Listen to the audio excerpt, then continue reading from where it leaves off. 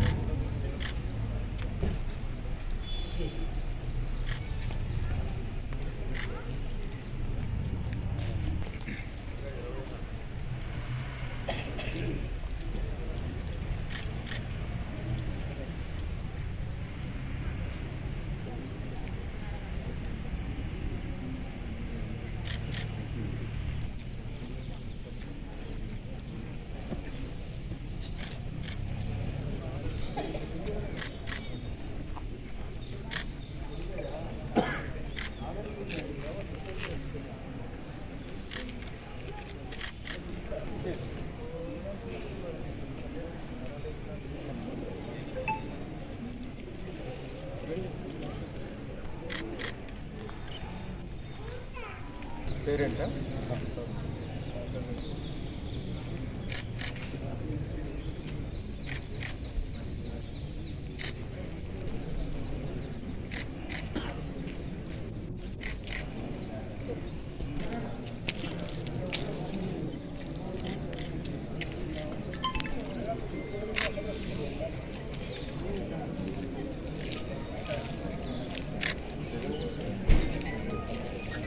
పెట్టినట్టు వదిలేదు. మనం చెప్పాల్సినటువంటి అవసరం లేదు, ఎందుకంటే ఇప్పటికీ 78 సంవత్సరాలు అయింది. 78 సంవత్సరాల 78వ స్వాతంత్ర దినోత్సవం జరుపుకుంటున్నాం. ఇప్పుడున్నటువంటి జనరేషన్కి పెద్దగా దాని యొక్క విలువ తెలియకపోవచ్చు. కానీ ఒకప్పుడు జనరేషన్కి స్వాతంత్రం అంటే ఏంటి, లేదా దానివల్ల మనకు వచ్చేటటువంటి వాక్ స్వాతంత్రం కానీ అన్ని రకాలైనటువంటి స్వేచ్ఛలు అనేవి మనకి ఎంత ఇంపార్టెంట్ అనేది మనకి ఇప్పుడు తెలుస్తూ ఉంటుంది.